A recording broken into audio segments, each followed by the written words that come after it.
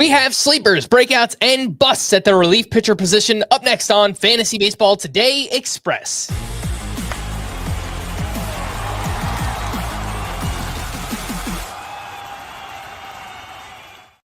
Welcome into FBT Express on Wednesday, February 19th. I am Frank Stampfl, joined by Scott White. Let's start things off with some sleepers at the relief pitcher position. And Scott, you are up first.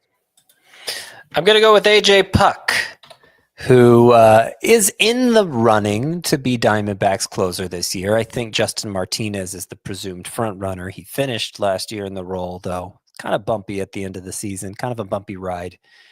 Meanwhile, AJ Puk was dominating during that stretch of the season.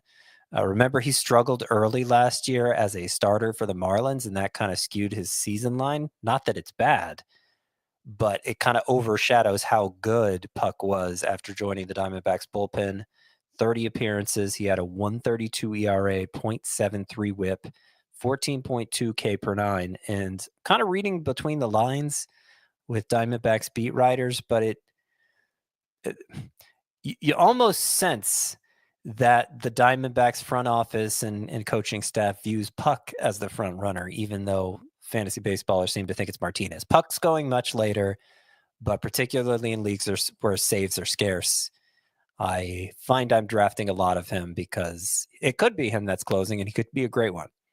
Yeah, we are in complete agreement on AJ Puk. I love the upside this upcoming season, assuming he can take hold of that closer role. The ADP for AJ Puk is 297.8, according to Fantasy Pros. And a sleeper for me, this is going to be a deeper sleeper, going outside the 350 picks right now. But Edwin Uceta of the Tampa Bay Rays, and this is partially betting against Pete Fairbanks because Pete Fairbanks has dealt with a lot of injuries the past couple of years, lots of arm-related injuries. Velocity was down last year. He still has been effective to his credit. He still has racked up a good amount of saves for Tampa Bay, but I'm betting against Pete Fairbanks. Maybe he gets traded. They've shopped him for years now. And I just think Edwin Uceta might be really good. He broke out last season, a 1.51 ERA, a 0.82 whip, 12.3 K per nine, 30.8% K-minus walk rate, was second among relievers with at least 40 innings, behind only Mason Miller. It's a three-pitch mix, a four-seam, a changeup, a cutter. He gets big whiffs on the fastball and changeup. So betting against Pete Fairbanks and betting on Edwin Uceta to get some saves with Tampa Bay this season. Scott, back over to you for a breakout at relief pitcher. My breakout at relief pitcher, he may show up high in the Roto rankings from last year because he got 10 wins, but nobody thought of him as an elite reliever because he wasn't in the closer role until very late, and that's Ryan Walker, who overtook Camilo Doval for the role late in the year, went a perfect 10 for 10 in save opportunities once he claimed it in early August. And Ryan Walker's season-long numbers were dominant. 191 ERA, 0.85 whip, 11.1 K per nine. He has this, in addition to just good stuff, this sidearm delivery that makes it even nastier. I think hitters have a really hard time picking it up. And I think he's well-suited for the closer role. The Giants have already confirmed it's his to begin the year. And, it's possible. He doesn't have a long track record, so it's possible it could all fall apart. But that's true for most every reliever who we don't think of as stud closer. I think Ryan Walker, for being drafted beyond the studs, has stud upside. And I find that he is, for me, somebody... speaking as somebody who likes to go the thrifty route for saves, Ryan Walker is somebody who I am likely to draft as my number one reliever. And the Fantasy Pros ADP for Ryan Walker is 138.5 as the 12th reliever off the board. But I'll point out that ADP has been on the rise in February. NFBC ADP up around 110. So he's someone that is climbing, maybe because he's been confirmed as the closer. But I know, Scott, you suspected that all along. Let's take a quick break, and we'll be back right after this. Gives it to Jenkins for the championship. A 16 beats a 1. From sweet to elite to the Final Four.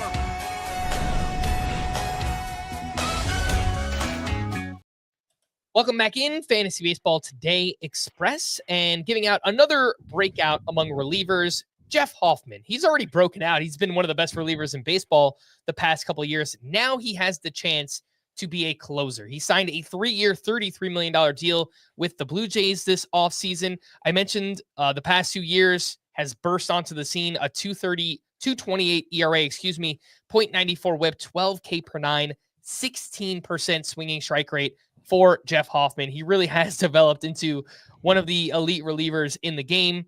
There is some concern. He failed 2 other physicals this offseason, one with the Braves, one with the Orioles, but it sounds like those teams were looking to sign him as a starter. So perhaps they were digging a little bit deeper into, previous arm troubles and things like that.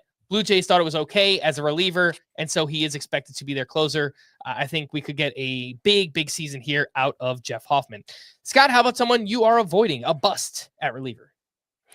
I'm going to give you an obvious one and a not so obvious one. The obvious one is Alexis Diaz of the Reds. There's no heir apparent there in Cincinnati, so I think Diaz is getting a lot of benefit of the doubt from drafters, but I just don't think he's good enough to close. And if the Reds have aspirations of making the playoffs this year, I don't think they can stick with them.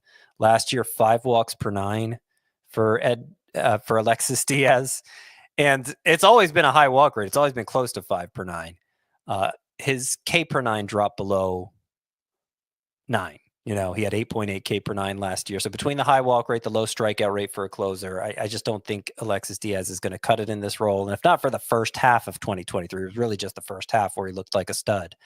I don't think he'd have such a firm grip on the role. The less obvious one is Yohan Duran, who I think a lot of people think of as a stud closer. He had a 3.64 ERA and 1.16 whip last year. Not exactly stud closer numbers. And I don't know that I don't know that he didn't deserve that, because his velocity was down 1 mile per hour and a half on both his fastball and his splitter. It was still averaging over 100 on the fastball, so I don't think it really clicked for people how much his velocity was down. But it was down quite a bit, Yohan Duran. And I would say Griffin Jax was actually the Twins' best reliever last year. 2.03 ERA, .87 whip, 12 K per 9. Rocco Baldelli liked to mix in Jax some anyway. And I do think there's a scenario, not the most likely one, but there is a scenario where Duran just outright is overtaken by him this year. Scott, we are in complete agreement on Alexis Diaz. I co-signed him as a bust this upcoming season. Same thing with Pete Fairbanks, who I brought up earlier, betting against him. The other name here I'll just mention is Robert Suarez, who's currently being drafted as a top 11 closer in fantasy, and he had 36 saves last season. He was great for the Padres, but he's not a big bat misser, only 8.2 K per 9. He's extremely fastball reliant, through that fastball and sinker a combined 87% of the time last season. Maybe he became a little bit too predictable, because in the second half, it was an ERA over 4. It was a 1.24 whip. The strikeouts went down. The walks went up. The Padres have talked about shopping Robert Suarez along with many other players this offseason. And on top of everything, there are other really talented relievers in this bullpen. So if he struggles, there's a Jason Adam or a Jeremiah Estrada waiting in the wings. So between Suarez, Pete Fairbanks, Alexis Diaz, those are the top 3 names that I will be avoiding this season. For more extensive fantasy baseball coverage, listen to our full-length podcast, Fantasy Baseball Today, on Spotify, Apple Podcasts, or anywhere else podcasts are found. Thanks for listening to Fantasy Baseball Today Express, and we will be back again tomorrow. Bye-bye.